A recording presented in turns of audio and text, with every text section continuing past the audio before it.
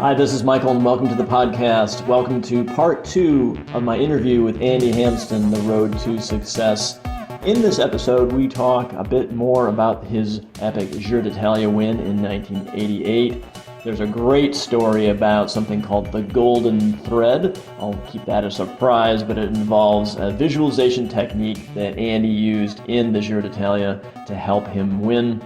We also talk about his fourth place in the 1992 Tour de France, and along with that fourth place, he had an incredible win on the Alpe stage in that tour. We also talk about his retirement from the sport, how he transitioned into the business world, into Cingale bike tours, which he runs right now in Italy. He has some great bike tours there. Highly recommend checking that out if you want to do some bike touring in Italy, some food tours, all kinds of great stuff.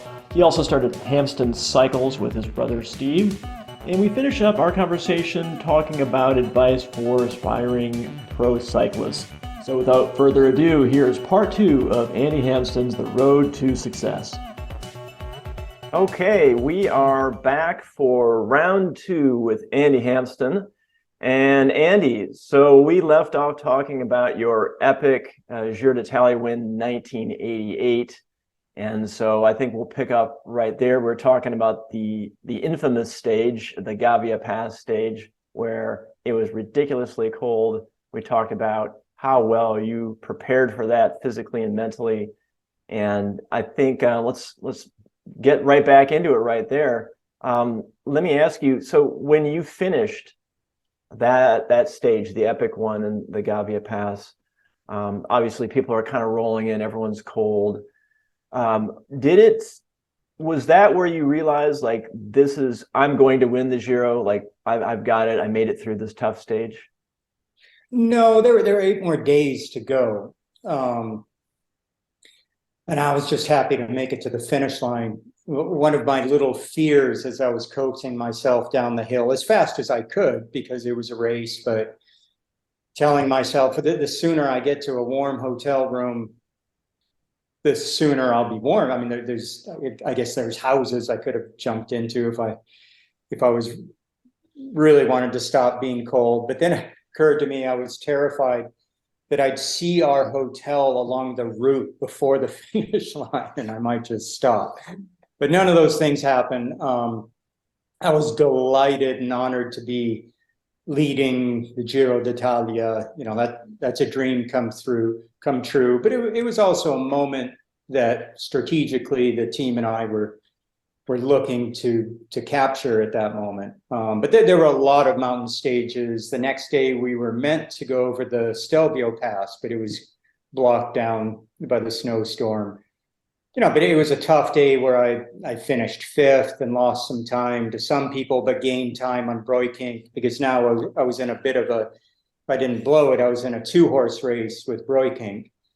You know, but there was 2 more time trials to come, and Breukink was, you know, he'd take a minute out of me in a prologue that year. He was such a good time trialist. That there was a few more mountain stages. There's a lot of rock and roll happened for the rest of the week. Okay, yeah. So, yeah, in a stage race, you know, there's anything can change. Really, anything can change. Yeah, I want to skip ahead in that Giro to stage 18, which is the individual time trial, right? So you're coming into that. Are you in the lead at that point? I'm still in the lead. I think we went into Austria. You know, we had a couple cold days. I'm trying to warm. You know, just the next 2 days on the bike, I was clunky. Just couldn't get moving. It might have been 3 days after the Gavia, but the sun was back out. You know, I was feeling better, getting more comfortable with the lead. You know, making breaks when there's moves, challenging me. My team was riding really well. And the time trial was interesting. It was in Levico Terme, and it was an uphill time trial, but it was really, you know, which I was delighted about.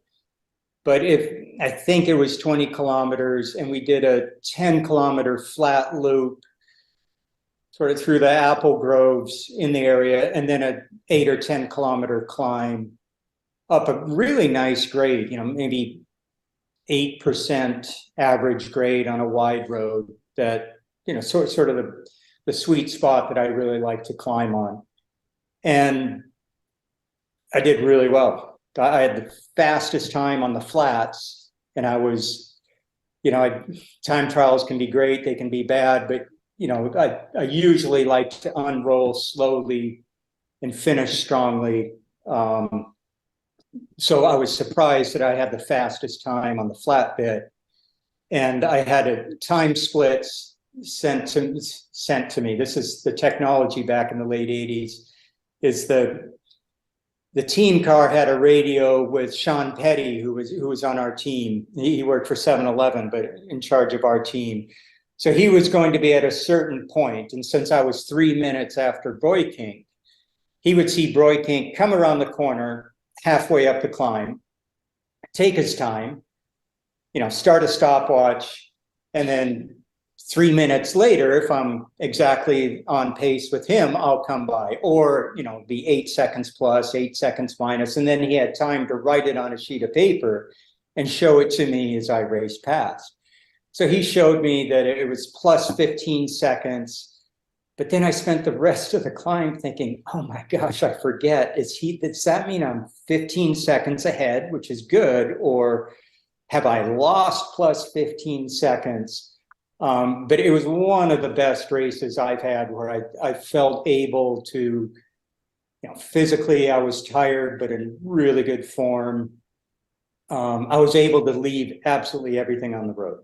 I thought I held back enough on the early flat bit to really hit the climb rolling, and I worked with a really good kinesiologist that didn't know anything about cycling, but was brilliant both with people's minds and bodies. And he encouraged me. He was asking me what it felt like, to go really hard, and what I was trying to overcome.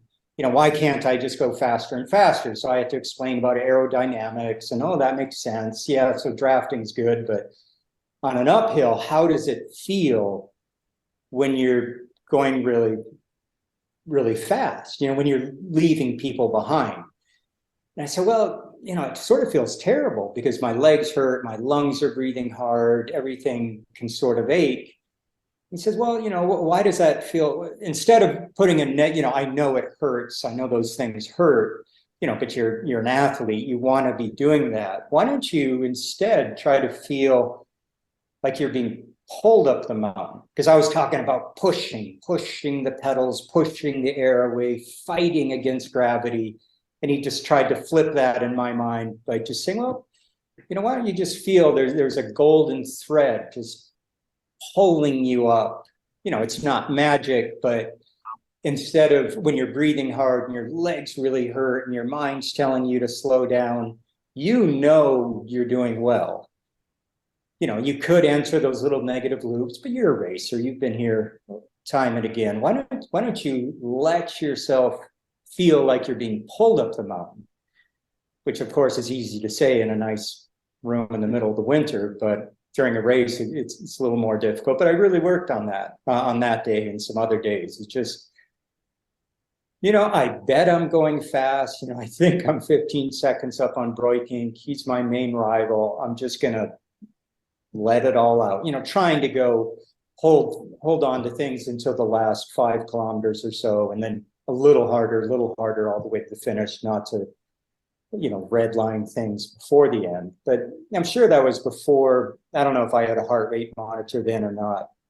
But it really felt like a race where I was prepared, had every motivation to push myself, and I let it happen rather than trying to force it to happen. Well, that's super interesting. I love that visual of the golden thread kind of pulling you up the climb, as opposed to let me push against gravity. Was that actually, like, did you have that visual in your mind during the time trial? I'm being pulled up. I did, because he was, as a kinesiologist, he first worked with my body. Eddie B said I needed an operation to chop half an inch off of one of my legs, and he figured out my hips and shoulders and leg. I was just all jammed up on one side, and I pedaled much better after he worked on me. So one of the things he did, he knows nothing. He was a rower. He knows nothing about cycling. He's just a nice guy volunteering to help cyclists. And this is when I was a junior. He said, well, let me see you get on your bike. So I'd get on my, sit on rollers inside, sit on my bike and put my hands on the bars. He said, well, that's interesting. Your back's kind of hunched now. And, I understand you're not going to bend over to get out of the wind because we're inside. This is more like an uphill climbing position. But let me just ask you to get on your bike again. And instead of reaching for your handlebars, why don't you just tip your hips? Put your arms where you want them to be on the bars, tip your hips and fall onto your handlebars. And I live in Boulder. I've been in Boulder enough at this point in my life. This is just some freaky, crystally dude, but it's winter. It's at the Olympic Training Center. I'll go along with it. I do the exact same thing. I end up in the exact same position, but I bent at the hips. So my back's perfectly flat, the way I like it, the way I know it works, the way I can breathe best. So usually I have to struggle into that and stand up. And he just taught me when you get on the bike, just bend at the waist, do the things you want to end up in at the very beginning. So I really trusted him because he wasn't from a cycling background telling me to do things because someone told him to do that when he was a kid. He really figured out a lot of things and helped me. So it was interesting to try to apply what he would tell me in a race. And that day it was very valuable. That's cool. So do you remember this guy's name? Lynch, I think, was John Lynch, and I completely lost track of him. He did Aston patterning, was a type of similar to rolfing, but without forcing the muscles and fascia away from each other, easing them apart. He had the hands. He was great. Interesting. Yeah. Speaking of hidden hands, is like sometimes along the way in an athletic career, there's these characters that appear, they give you these great tips or insights, and you're just like the golden thread, or just, leaning into the bars. Just those little things where, it just seems to help so much add it to your repertoire, That's yeah. So cool. And to me, it seems, great coaches are the right advice at the right time. Right. Hoping the person takes it in. And, it's pretty easy to say, yeah, golden thread. Come on, give me a break. Right. It's worth a try. Yeah, if it works. Yeah. So obviously that helped you in the time trial. So then after that, would you say that you felt like you had solidified your victory in the 88 Giro then after that?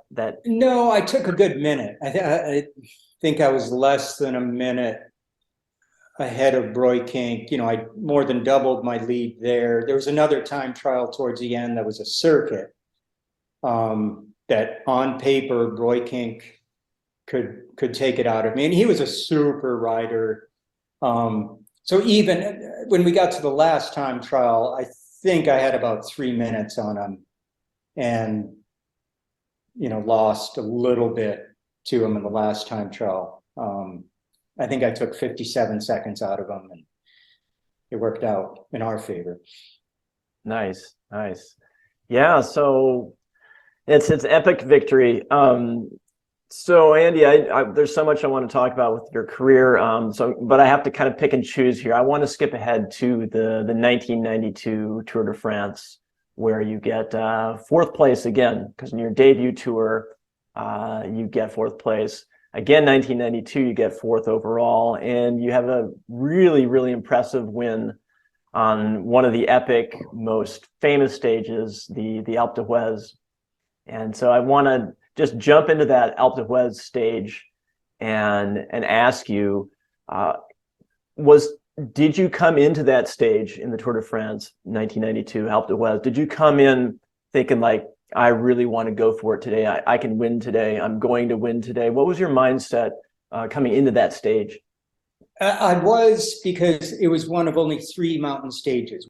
So it was actually pretty hard we went over the Sestriere climb and then the long Lotere climb with a headwind, and Fignon was nervous and attacking. So Benesto had to chase them down. And then before the Croix de Fer, so over the Lotere and the Galibier, it's a huge climb without anyone going. I think there were attacks, but it didn't break up. And on the Croix de Fer, which is still a long way to go, there was 2 people took off as Benesto was doing pretty hard tempo, but there was still 40 or so people in the group.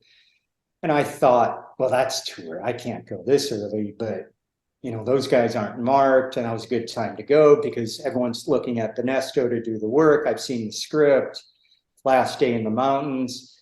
And as I'm going through all of my tactics and mental notes, I just, I was near the front, saw someone twitching on the other side of the peloton. So I jumped when they jumped, and 3 more of us came up, and we were a group of, ended up 4 or 5. I know we ended up in 4. No, it was 5. Really good. We all went a quarter of the way up Croix de Fer. There's a nice flat rolling bit on the profile, so we all worked together, which is a bit of a miracle for pro racers to actually cooperate back then. And I was highest on GC, so I was willing to, take eager pulls with everyone. And there was a bit of monkeying around on the higher part of Croix de Fer where Eric Boyer was very nervous. I think it was Bastille Day or something, or there hadn't been a French win. So he was attacking, and I chase him down and shout at him to keep it together and sort it out on the last climb. And we worked on the flat bit going into Alpe d'Huez. And I knew I'd shown my hand because I had the highest GC and it was pretty good. It was top 10. It wasn't top 3 at all at that point. So I thought at the base of the climb, I'll do pretty hard tempo. I'll tow everyone at the beginning. Hope no one jumps me. Franco Vona was second the day before. He's stronger than me. He's in the group. A couple of other guys seated in the first third.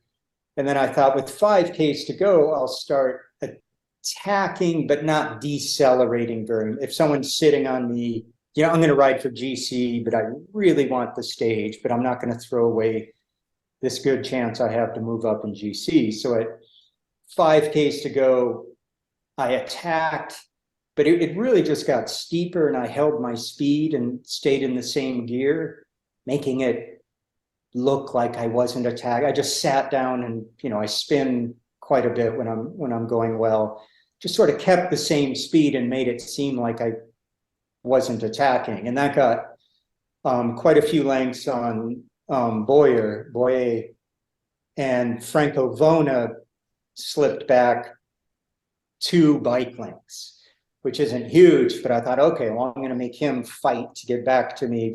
I didn't jump up and start sprinting up the road because it was too far to go, but I made him fight to get back to me, and he never did. He just slowly slipped back. And then by 3Ks to go, I had already planned out, if someone's with me or not, I'm going to start attacking 100% and attack all the way to the finish. And again, I was feeling really good. I don't know if I was thinking about the golden thread, but I'd been eating and drinking because it was a very long stage. And I've had terrible days on Alpe d'Huez. And one was a few years earlier when I had food poisoning and didn't eat anything the entire stage, hit the base of the climb with the main group. There was a breakaway up the road that didn't have anyone threatening in it. And even though I finished in 87th place that day, just going as hard as I could, having no energy, just completely emptied, and felt so bad that when I was trying to motivate myself feeling good in 1992, I thought, okay, well, what am I, how badly do I want this? And I said, well, without getting negative, make your legs feel as bad as they did 3 years ago when you had that major defeat. Just, stay calm, don't punish yourself, but try to make everything go as hard as I did back then. And and it worked out. I was able to open up both on the breakaway, but also on the GC leaders. My time up the climb was faster than theirs. So I moved into third for a while. This as you're describing that, Andy, I'm putting myself in your position, having done plenty of racing, certainly not Tour de France level, but just the way you're saying, like, make your legs feel as bad as it did that 1 year. Just the things that go on, like, in your head when you're assessing, like, where to attack, what's my pace, what's my tempo, what's my instinct, let me push harder. And then you choose this sort of this thing of, like, well, let me make my legs hurt, right? So that I give it my maximum effort. Like, there's all these things that go on in a rider's head of when they're feeling like they're going to win, or it's really coming down to the line there. Do you find that in your cycling career, was there, besides like the golden thread, like these kind of visuals, did you have other kind of techniques during, say, like a really tough stage or event where you're in pain and you do something to shift yourself kind of more into the zone? So it seems like you sort of commanded yourself to get into what we call like the zone. Do you know what I mean? Is like, was there a way that you got yourself into the zone? Yeah, because part of it is it's complicated by the crowd on Alpe d'Huez. Mm. It is so exciting to be on your bike and having 500,000 drunkards shouting for you, whether they're not really your fan. They just, someone finally came by. They're so excited. You can really feel it. So it's easy to feel, I'm Superman right now, and start sprinting. I'm going to go as fast as they want me, as they're willing me to, with all their cheering, and go absolutely over your red line and blow it. So there's an amplification in a crowd like that of me really needing to check that things are okay. But a lot of those are basics: drink, make sure I had sugar at the beginning of the climb and in the flat valley coming into it. So I'd have that energy, physical energy, to do it. But a lot of it is holding back, trying to find the right pace, and playing the whole climbing game of, hey, I feel really bad right now, but it is a little steeper. Why don't I not back off on this steep part, because everyone's looking for that. But when we hit that flat stretch, because now I know the climb pretty well, I'm actually in a float a little bit on that flat stretch, and I'm giving a draft anyway. No use letting them take too much of an advantage. There's little games like that I think gets, now that you ask me, gets the dialogue going in my head. The other is, do you lead or do you follow on a climb? You're a sitting duck if you sit in front, which I decided to do from the first kilometer, because I don't like the first kilometer. It's the steepest part, and when I've been dropped, it's there, and then it takes all mountain to try to struggle back. So I thought I'd control it, and I had to have a half-wheeling contest with Eric Boyer, who I knew was nervous from when he attacked on the Croix de Fer previously. But there's the other side of the coin. It's, I've been in front for 10 kilometers or 8 kilometers or whatever it was on Alpe d'Huez. They've been drafting me. They're coming up with their grand plan to come sprinting around me after I blow up. But for 8 kilometers, I haven't blown up. And it's, then you're a little, if you have the energy and the legs, then it's kind of the Teddy Roosevelt best strategies to walk softly and carry a big stick. If you can attack at the end of leading it out, it's awesome, because now they're thinking, oh my God, I've been staring at him. I've been thinking about how I'm studying, because we study each other for flaws, for signs that they're weakening. And there's, if you see a sign someone's weakening, he's probably faking it to get you, everyone's playing poker with each other. And that day I had the legs, but also psychologically, I was absolutely determined to do my best. but it's not just not letting the crowd let me get carried away and going too early and blowing it, but also having the experience, knowing I've had big failures on many climbs, including Alpe d'Huez, which is the one all the climbers really want to win.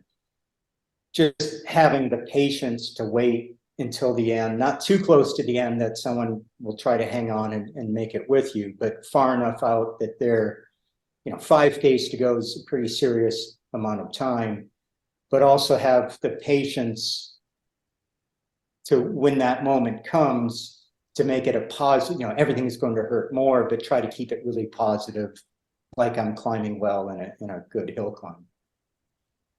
Yeah, I love that. Just the inner psychological sort of calibration that you're making the whole time. And that's what I love about cycling. And it's just like the chess match on wheels, the strategy, the faking it, like showing off to other riders, the inner struggle. It's just such a wonderful sport. So that was your Alpe d'Huez win, pretty epic.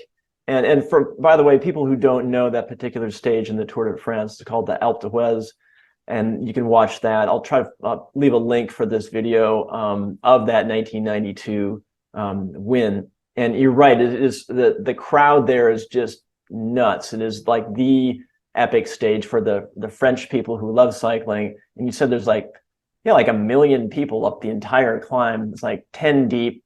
It's like a sea of people. It's pretty insane. So again, epic win there. So Andy, I want to skip ahead. Again, so much to talk about here. Well, I want to skip ahead to 1996, which is, I believe that's your last year of cycling, correct? Yes. Yeah.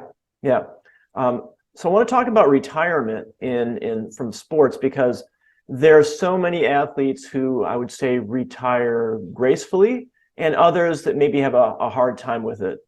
They don't really know when to call it quits. They maybe have a comeback, or it's really awkward, and they don't really transition into something after their sport.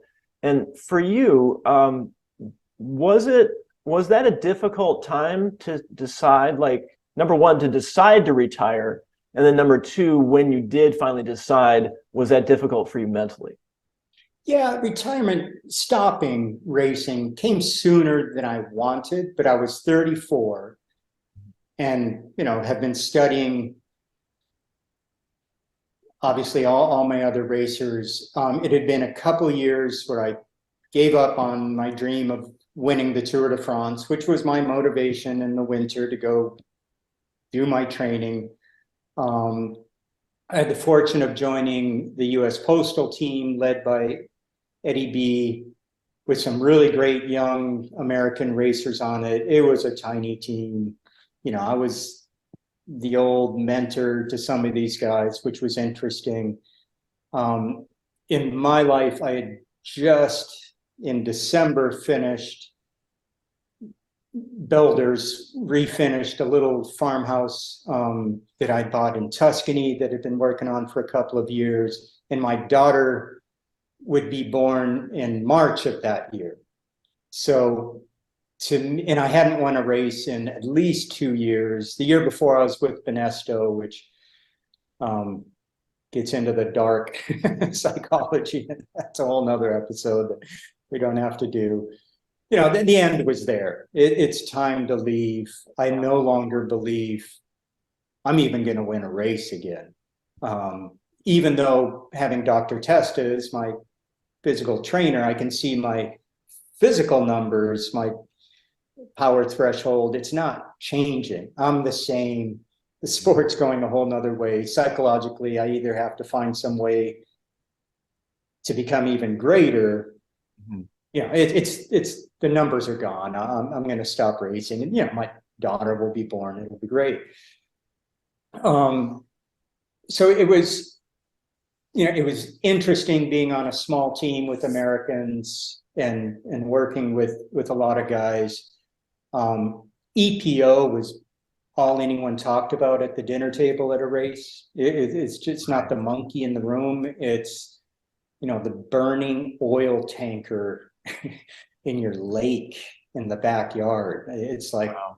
Are you going to do it or you're not going to? It's over. It's a new era. coming in. So I'm completely done. I had a nice little farmhouse, a nice bit of land in the village I still live in.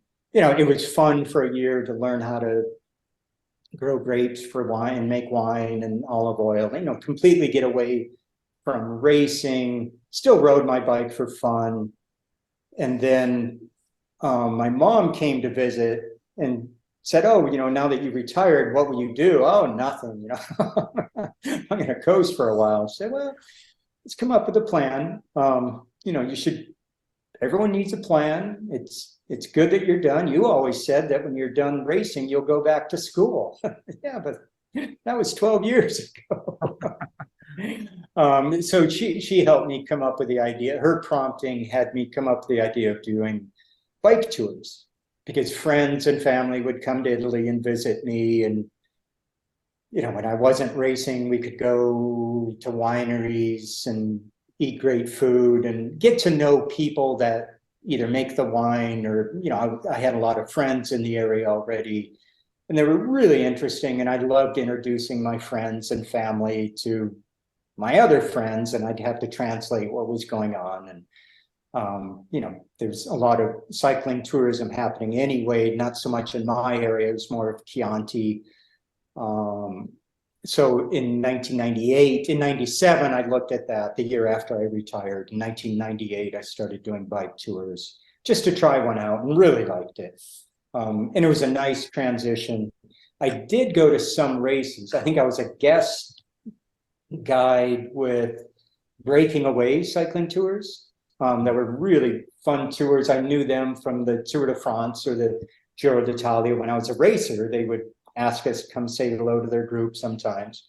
So that was interesting. And I remember going to the Motorola team hotel, sitting in the lobby, waiting for the racers to come through the lobby to go to dinner. And I just thought, this is terrible. They're so exhausted. I'm an outsider now. I feel bad even being here because, everyone's going to be a zombie. They don't want to talk to some ex-racer. And then Frankie Andreo came out of the elevator, just, tired, looking like a ghost. Like, "Andy, what the hell are you doing here? Come on in and talk to us.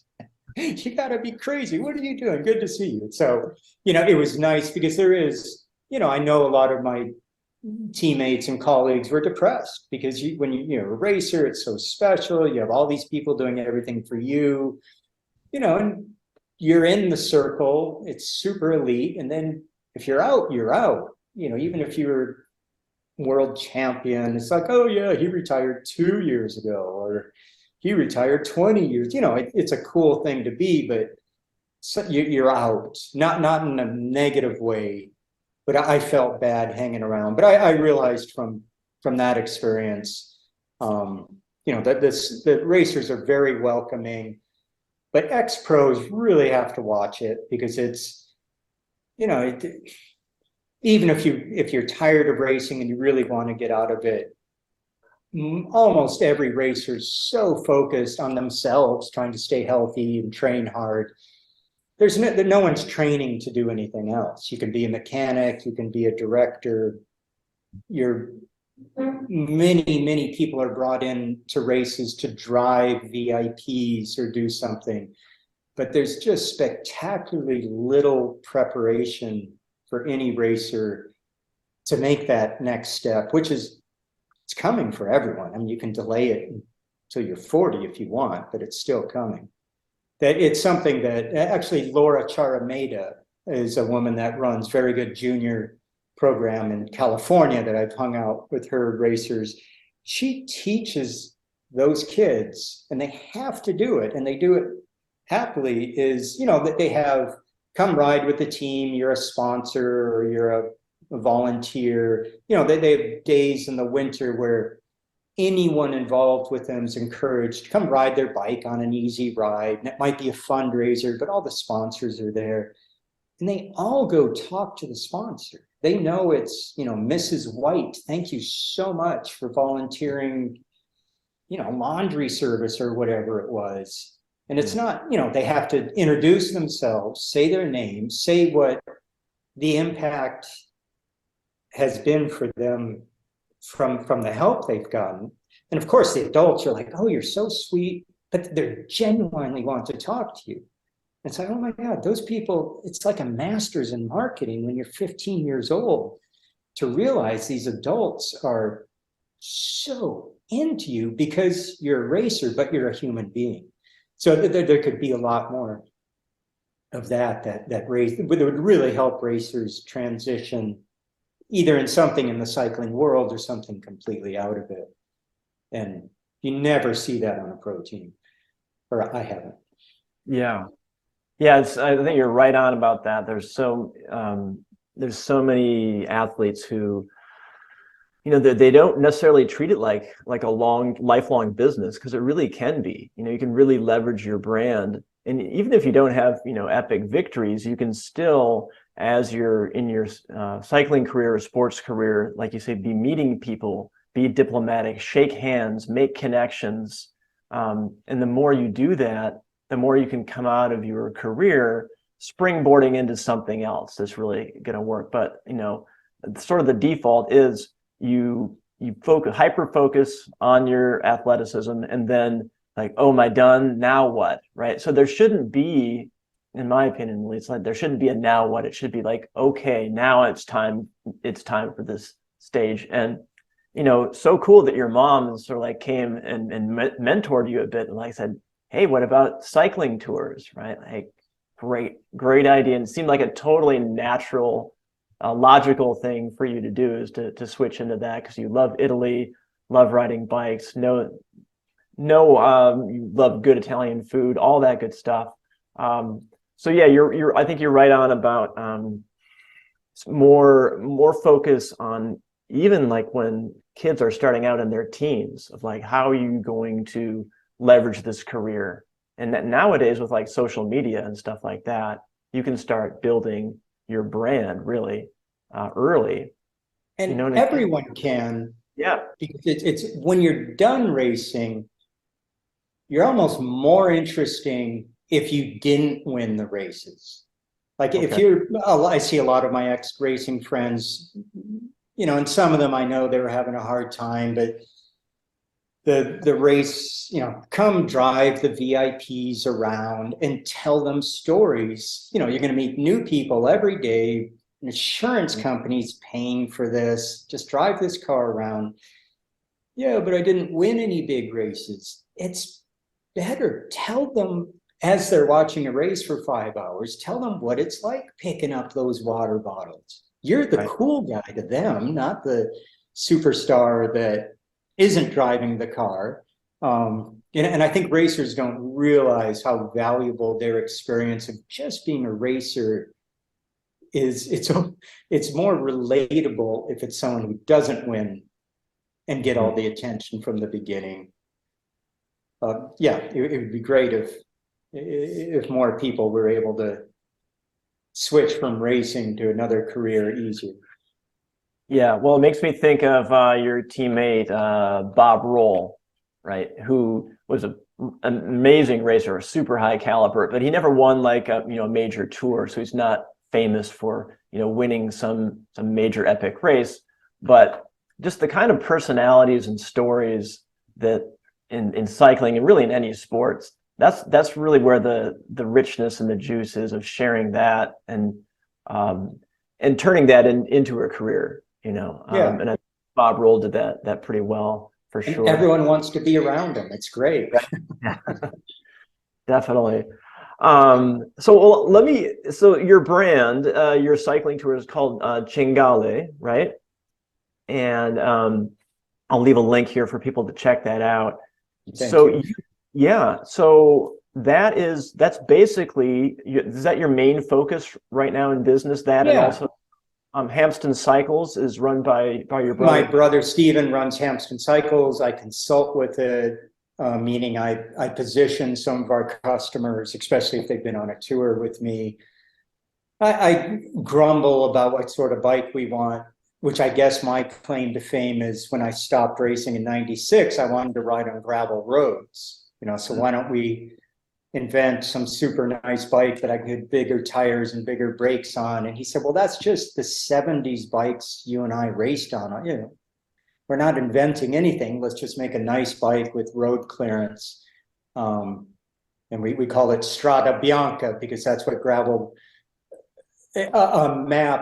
roads show up on an Italian map as white roads, but also they'll use, if there's any local white rock, they'll use crushed white rock. So if you're walking along at night, you can see where the road is. And, you know, it was fun in the 90s to come up with marketing and making gravel bikes.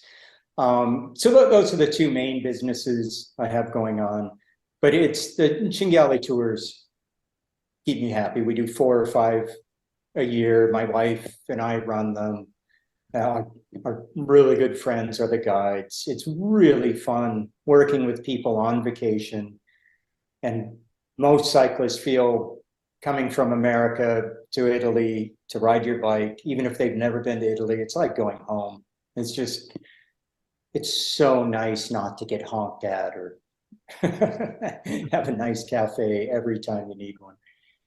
Yeah, well, I think I was telling you before, I've only been to Italy once, and I was in the Perugia area, and actually I stayed at a great agriturismo. And one thing I noticed was the drivers were there wasn't as much traffic in general. There's all these old roads that just, there's a lot of roads. And so I would encourage anyone, if you want to go to Italy and check out some beautiful cycling, check out Cinghiale Tours for sure. So Andy, I want to ask you, kind of wrap things up here and leave you with a question of, and let's take, say, an up and coming cyclist who is really starting to get into it, has some talent, being encouraged, and is wondering at what it takes to make it in pro cycling. So kind of like an open-ended question, like, what does it take for someone who's up and coming, has the talent to make it in pro cycling? Unfortunately, that can be answered with a physiological test. If your VO2 max is in the 50s, yeah, it's not going to happen. Right. If it's in the 60s and you can sprint, you know, you can probably go forward. If it's in the 70s, 80s, or whatever people are into now, you know, it can go somewhere. So if someone's really curious, you know, unfortunately, there's a scientific answer for the physiological adaptations to look at it. But, you know, if they really like riding their bike hard, they probably got a pretty good VO2 max and pretty good body. And it'll sound so nonsensical, but most of what I needed to know as a pro, I learned as a junior.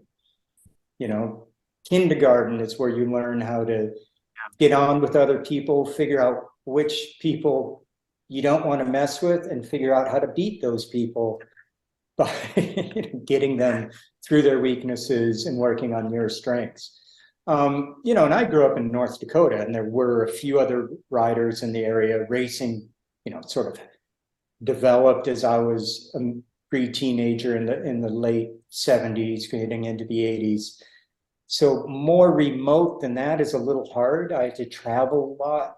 So I'm not saying because I did it, anyone in the States or anywhere in the world can do it. But you don't need to be in a hotbed. You don't need to be winning national championships at 14 or 16 to do well, because you can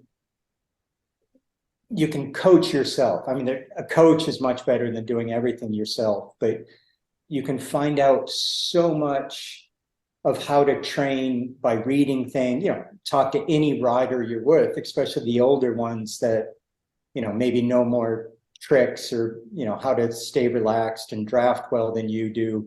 But one of the things I learned, and this was directly from Eddie B, who, you know, coached us for a couple of weeks of the year, and he knew that America didn't have any coaches, is part of coaching yourself. You know, take responsibility for yourself and just ask another racer, or, you know, a doctor or an expert in whatever you're curious about.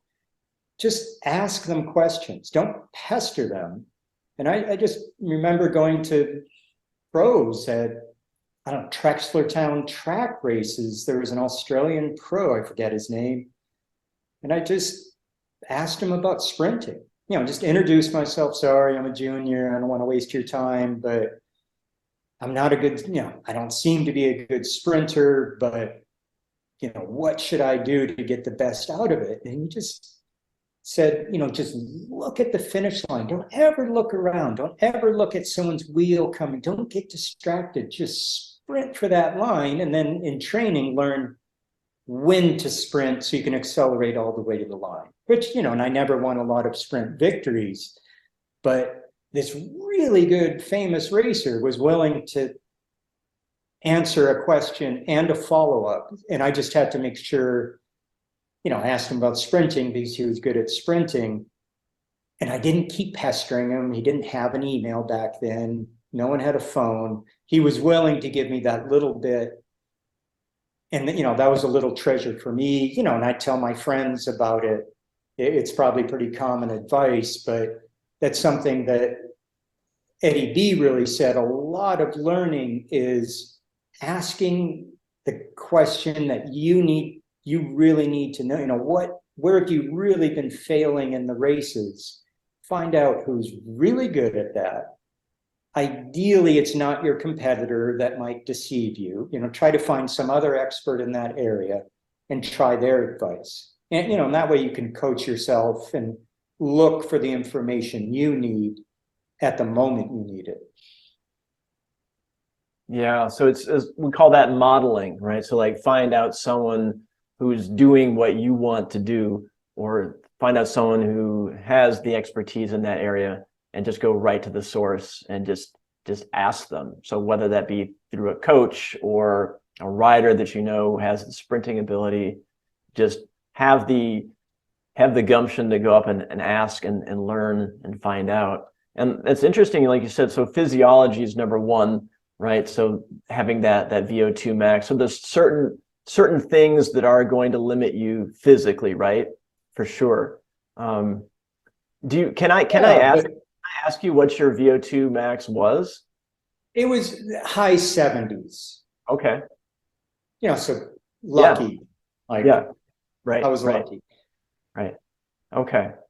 Yeah. So there's certain things. And would you say that, okay, if someone has like maybe a lower VO2 max, and we're talking about cycling here, would you say like don't pursue that sport, or is there room for everybody in pro cycling somewhere? No, and this is from Max Test. Well, yeah, if you want to be at the very top, and your VO2's in the 50s, you probably have a lot of fast twitch. Don't get too excited if you're in the upper 70s. It means you're efficient, which probably means you're slow twitch, which probably means you're never going to win the sprint. If you're lucky, you're going to be a diesel like me and chug away to a few victories. There's always a trade-off. Right. Oh, I'm only, 65 VO2. Yeah, but you can sprint. All you have to do is be the best sprinter over the hill in this group of 30 people. And that's coaching. And, don't get discouraged if you're not winning the hill climbs. You probably have more fast twitch. Go ahead and devote more of your training and your race tactics to, maybe you didn't win every field sprint you get into. Field sprinting is not what you need to do. Help your faster teammate in the field sprints, but ask your team to work for you when it's moderately hilly and see if you can, win in the breakaways or win in the smaller groups. So I hate the fact that you can look at numbers, because pro teams and amateur teams do, oh, this kid's great because his numbers are so good.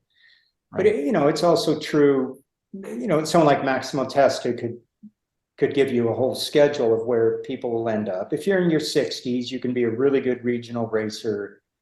Or if you have a super sprint, you might be a pro, but you're not going to win. You can't climb at the same rate as the superstars, but right. You can climb at lower category races or shorter climbs. You can make it over So there are physiological parameters. It's not true that everyone gets to do everything. Right. Yeah. I think, like in cycling, there's stage racing. You can do the track velodrome. You can do criteriums. But what you're saying is there is, at that elite level, there are certain undeniable things about physiology for major tours, and that's, you get that magic combo every once in a generation of someone who's got like an 80 VO2 max and all the right physiology, and then the psychology, and then it all comes together, right? And then you think, well, I'm going to quit racing because I'll never be. I mean, that was Miguel Indurain. And then I joined his team, and his doctor said,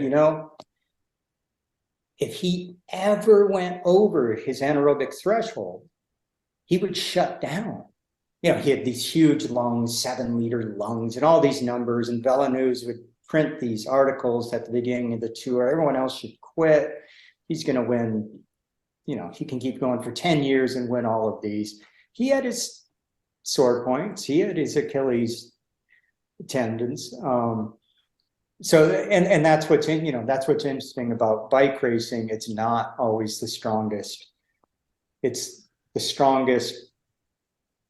It's the rider who's cleverest with his or her strengths, psychological and physical, that come out on top. I love that. So the person who's the cleverest with their strengths, right? So it's really leveraging what you have in your own unique way. Yeah. And encouraging other people to make mistakes. It's endless. I like that. Very good. 200 other people. That's it. The competition, the competitive spirit comes out. I love it. Oh yeah. Awesome. Well, Andy Hampsten, I think we're going to wrap it up. This has been amazing talking to you. It's such a pleasure. You have so much experience and so much to offer people, not only in your wisdom in cycling, but also in your Cingale tours, which I want to check out one of these days. And it's been a pleasure talking with you. Thank you for coming. Michael. Thanks for making it so interesting. All right. Look forward to seeing the show. All right. Thanks, Andy. Take care. Bye-bye. Bye. Well, I hope you enjoyed part 2 of The Road to Success, my interview with Andy Hampsten. Check out part 1 of my interview with Andy Hampsten. Also, if you haven't already, there's some links in the description here if you're watching this on YouTube to all the things we talked about here today. And just such a great interview. Thank you all so much for listening and watching. This is Michael Ceely and my Sports Psychology Podcast. Tune in next time.